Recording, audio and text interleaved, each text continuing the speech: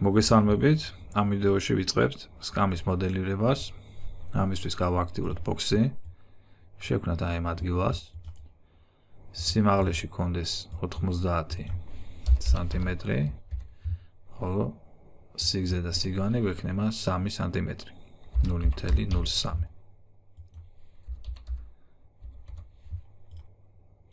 ასევე შევუცვალოთ ფერი.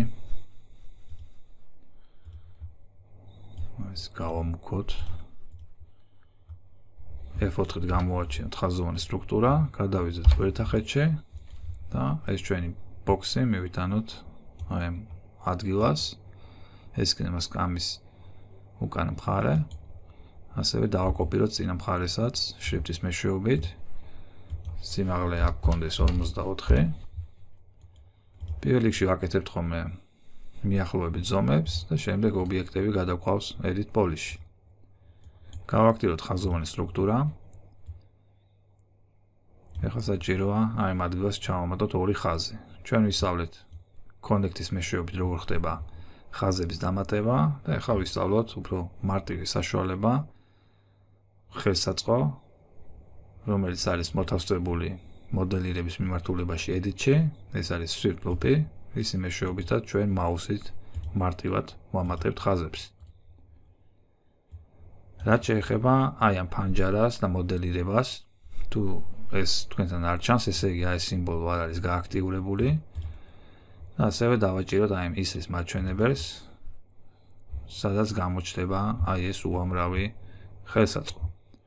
ამ ყველაფერმა ვარ დაგვაბნიოს და არ გვაფიქრებინოს ის, რომ ამ ყველაფერს გადაიმახსოვრებს. უნდა ვიცოდეთ, რომ ძირითადი ხელსაწყოები არის აი აქ მოთავსებული, ხოლო ეს დანარჩენი წარმოადგენს აი ამ ხელსაწყოების გამარტივებულ საშუალებებს.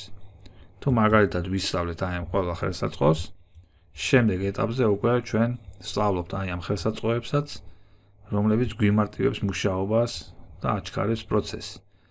როგორც უყურებთ, ჩვენ შეგვიძლია კონექტის მეშვეობით მოგვენიშნა 4-ვე კუთხე, შევსულიყავით მის პარამეტრებში, მიგვეთითებინა ორი ხაზი და შემდეგ აი როგორც უყურებთ, რამდენი მოქმედება უნდა განვახორციელოთ, რომ მივიღოთ იგივე შედეგი. ამ შემთხვევაში ვააქტიურებთ swift loops, რომლის ხელი ღილაკიც არის Alt-1 და მარტივად ვამატებთ ორ ხაზს.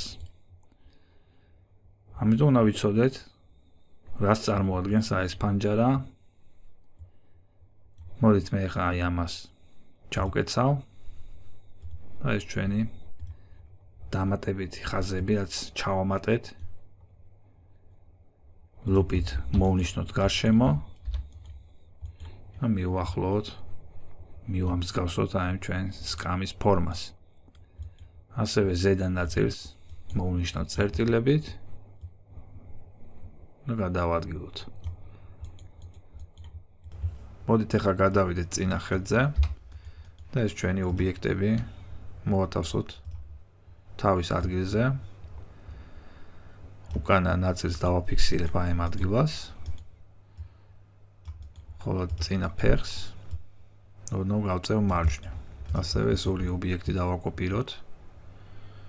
ესე დავაფიქსირებ და ესეც შევასწოროთ. ეხლა შევქმნათ აი დასაჯდომის ადგილი. ამისთვის გამოვიყენებ box. ეს დავაფიქსიროთ, გადავიდეთ გვერდახეთში. შევუცვლი ფერს და მივიტანოთ აი აქ, გადავიყვან edit polish-ში და აქ უკვე წერტილებით გავზდი. მოდით შევხედოთ პერსპექტივში. წინა ნაწილი არის ოდნავ განიერი, ვიდრე უკანა ნაწილი, ამიტომ მოვნიშნავ და სკეილით დავაპატარავებ. ასევე საჭიროა აი ეს ადგილები მოვჭრათ, რომ დაემსგავსოს უფრო რეალურს ჩვენი სკამი. აქ გამოვიყენებ Alt-1-ით swift loops. დავაფიქსირებ ხაზებს აი ამ ადგილებზე. მოვახდინოთ ახლა ჩვენი ობიექტის იზოლირება და ეს კუთხეები მოვჭრათ. მოვნიშნოთ პოლიგონები delete-ით დავშლი. ეხლა საჭიროა აი ეს ცარიელი ადგილები შევავსოთ პოლიგონებით, ამისთვის ხაზოვან სტრუქტურაზე, როდესაც გადავალთ, მოვნიშნავთ 4-ვე ხაზს და გამოვიყენოთ bridges ფუნქცია, რომელიც აერთებს ხაზებს ერთმანეთთან პოლიგონების მეშვეობით. იგივე გავიმეოროთ აქაც ეს ხელსაწყოთ ერთ-ერთი მთავარია ჩვენს პროგრამაში, რაც აუცილებელია, რომ დაიმახსოვროთ. აი ესე მივიღეთ აი ესეთი კუთხე. გამოვყავით, ანუ ამოვჭერით აი ეს ნაწილები. და ეხლა გადავიდეთ ზედა მხარეზე. გადავიდეთ წინახეთში. და მოდით აი ეს ორი ობიექტი გავაერთიანოთ. ამისთვის უნდა შევიდეთ უკვე edit geometry-ში. სადაც ეთაჩის დახმარებით ერთ ობიექტს გავაერთიანებთ მეორესთან, აი ესე მიუთითოთ და აი ამ ორ ობიექტს ექნება ერთი edit პოლი. ამ შემთხვევაში ჩვენ უკვე შეგვიძლია აი ეს შიდა ნაწილები უკვე შევაერთოთ მარტივად. საჭიროა ახლა ჩავამატოთ ხაზები. ამ შემთხვევაში swift loop-ი არ გამოგვადგება, რადგან ზუსტად აი ამ სიბრტყეზე ვერ მოვათავსებთ მეორეს.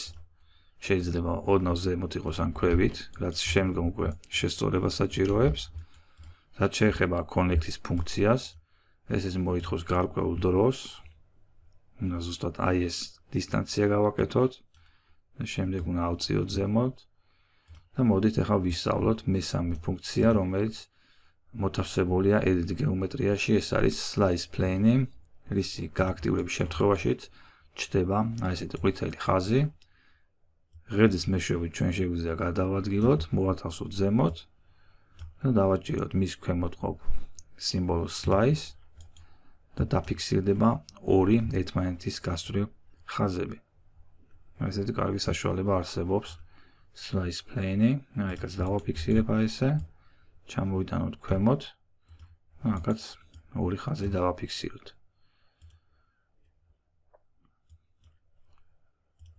ეხლა საჭიროა აი ეს შიდა ნაწილები გავაერთიანოთ, გადავალ პოლიგონებზე, მოვნიშნოთ ეს ორი პოლიგონი და აქაც გამოვიყენებ bridges ფუნქციას, აი ესე შევაერთებთ. აი როგორც უყურებთ, ჩვენს პოლიგონებსაც გააჩნია აი ეს ხელსაწყო, აი ესე მარტივად ვაერთებთ ორ პოლიგონს ერთმანეთთან. ასევე შევქმნათ აი ეს შიდა ნაწილი. აქ უბრალოდ შევცვალოთ სტრუქტურა, დავამატოთ დამატებითი ხაზები, მოვნიშნავ აი ამ ხაზს, რინგის მეშვეობით ასევე გავააქტიურებ სხვა დანარჩენებსაც, რომელიც შიგნით იმყოფება. და ეხლა აქ გამოვიყენებთ connects, შევიდეთ მის პარამეტრებში, გავანულებ. აი როგორც უყურებთ, connect-ი ამ შემთხვევაში თანაბრად ანაწილებს ხაზებს, რაც swift loop-ის შემთხვევაში მოგვიწევდა ხელით დასმა და ეს იქნებოდა ფაქტიურად შეუძლებელი, რომ ზუსტად თანაბრად გადავანაწილოთ აი ეს ხაზები აი ამ სიბრტყეზე. ასევე ჩვენი ახალი ხელსაწყოც არ გამოგვადგება, რადგან უნდა შევუცვალოთ მიმართულება. და ეს swift loop-ზე რთულია ამ შემთხვევაში. აი როგორც უყურებთ, connect-ი იდეალურად ასრულებს ამ შემთხვევაში ხაზების შექმნას. ასევე შეგვიძლია ერთმანეთისგან დავაშოროთ და დავაფიქსიროთ. მოდით ახლა ჩავამატებ შუაშიც, მოვნიშნოთ აი ეს კუთხეები და აქაც დავამატოთ connect-ის მეშვეობით 6 ერთეული. ერთმანეთთან შევავიწროოთ, აი ესე დავაფიქსირებ.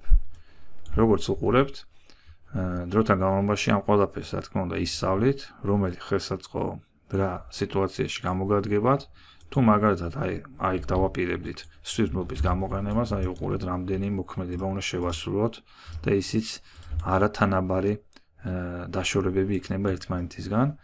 ამიტომ ჩვენი connect-ი იდეალურად ასრულებს აი ამ კონკრეტულ მოქმედებას, რაც გვჭირდება, ხო, ამ შემთხვევაში. ნუ ესე დავამატეთ, შევიდეთ ახლა პოლიგონებში, მოვნიშნოთ. აი, ეკაც bridges მეშვეობით დავამატოთ პოლიგონების შუაში. ესე მივიღეთ ეს გარკვეული ადგილი. მოდით ახლა შევქმნათ ეს ქვედა ნაწილი. ამისთვის პირველ რიგში უკანა მხარეს გავაერთიანებთ წინასთან. გამოვიყენოთ გეომეტრიიდან ეთაჩე, მიუთითოთ ეს ორი წინა ფეხი. თუ მაგალითად გამოყოფა გვინდა საპირისპიროთ, ანუ შეგვიძლია მოვნიშნოთ პოლიგონები და თითაჩის სახმარებით ჩვენ გამოყოფთ და იქნება ცალკე პოლიგონად ეს ობიექტი. ესეც ერთგვარად საჭირო ხელსაწყოა, რაც გჭირდება ხოლმე ზოგ შემთხვევაში. მოდით ახლა დავამატოთ ხაზები. შევიდეთ გეომეტრიაში, ავირჩიოთ slice plane და ჩამოვიტანოთ ქვემოთ. ასევე შეგვიძლია დავხაროთ, როგორი მაქსიმალური კონტროლი გააჩნია ჩვენ slice planes. დავაჭიროთ slice, დაფიქსირდეს ხაზები და ჩამოვიტანოთ ქვემოთ, აქაც იგივე განვახორციელოთ. გადავალ ახლა პოლიგონებზე, მოვნიშნოთ ჯერ ეს ორი პოლიგონი, ბრიჯით შევაერთოთ და შემდეგ იგივეს განვახორციელებ ამ პოლიგონებზეც. ესე დავაფიქსიროთ. ახლა საჭიროა შევქმნათ ჩვენი სკამის ეს ქვედა ნაწილი, ანუ სარტყელი, რომელიც სიმაგრეს წარმოადგენს. ამისთვის გამოვიყენებ box.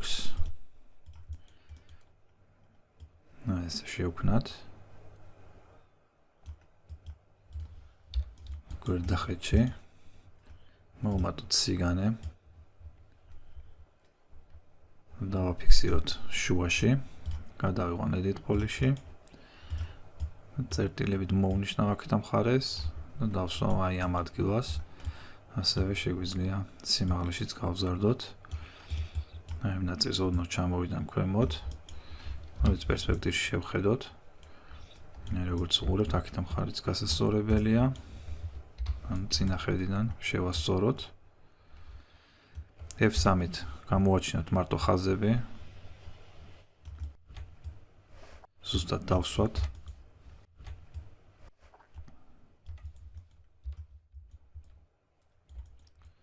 და ახლა ეს უკანა ნაწილი ოდნავ შევავიწროთ, რადგან ჩვენ სკამის ფორმას აქვს ეგეთი ვიზუალი. ესე დავაფიქსირებ. ახლა გადავიდეთ პოლიგონებზე, მოვახდინოთ იზოლირება და ეს შუა ნაწილი უნდა ამოვჭრათ. ამისთვის მოვნიშნო ორივე პოლიგონს, გავუკეთოთ insert-ი, ჩავწეროთ 2 სანტიმეტრი და ახლოვებით იყოს ამ ზომის და ამოვჭრათ ბრიჯის მეშვეობით. ესე მარტივად ბრიჯი ასევე ჭრის პოლიგონებს. როგორც უყურებთ, რამხელა მასშტაბის ხელსაწყოა ჩვენი ბრიჯი, რაც ხშირ შემთხვევაში ვიყენებთ ხოლმე. რაც აუცილებლად უნდა დაიმახსოვროთ. ესე მივიღეთ ქვედა სარტყელი, შეუძლია ასევე ფერს და მოდით ოდნავ დავხვეწოთ ჩვენი სკამი, რადგან უკვე გავედით ბოლოში.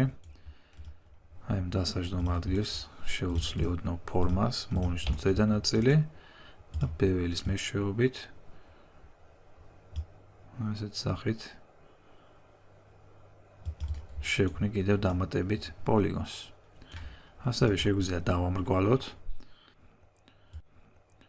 შეგვიძლია მოვნიშნოთ ყველა ხაზი და გამოვიყენოთ ჩემფერი, მაგრამ ამ შემთხვევაში მე გამოვიყენებ მოდიფიკატორ chamfers, რომელიც მეტ ეფექტს იძლევა ვიდრე edit polish chamferi. როგორც უყურებთ, როგორ დაამრგვალა ჩვენი ზედაპირი და შეგვიძლია იქიდან ვაკონტროლოთ. რატომ არის კარგი მოდიფიკატორი chamferis გამოყენება? როდესაც მაგალითად ჩვენ edit poly-დან განვახორციელებთ chamfers, განვახორციელებთ აქ, დავამრგვალეთ ეს კუთხეები, თუნდაც, ხო? დავაფიქსირეთ და შემდეგ ვაგრძელებთ მუშაობას და აღარ მოგწონს ეს chamferis ფუნქცია.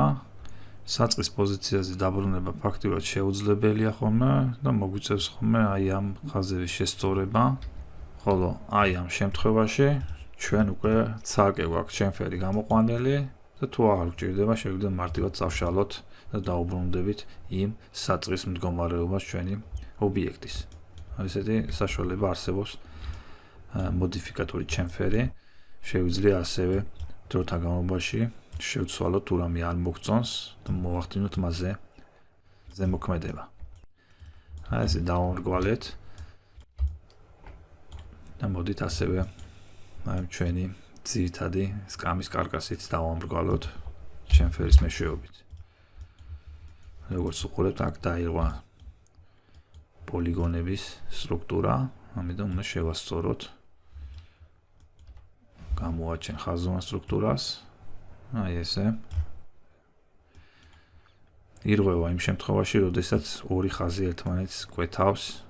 აი, როგორც უყურებთ, ერთი ხაზი შედის მეორეში. ამიტომ შემდეგ უკვე შავად ჩანს და ეს რა თქმა უნდა რენდერზეც აისახება. ამას უნდა მიაქციოთ ყურადღება. აი ეს დავამრგვალეთ, მეტად ეფექტური გამოვიდა. ფაქტიურად უკვე მივიღეთ ის ძირითადი ფორმა, მოდელი ჩვენი სკამის. იმედი მაქვს ეს ყველაფერი თქვენთვის გასაგები იყო, შეძლებთ აი ამ სკამის მოდელირებას. მადლობა ყურადღებისთვის, შემდეგ შეხვედრამდე.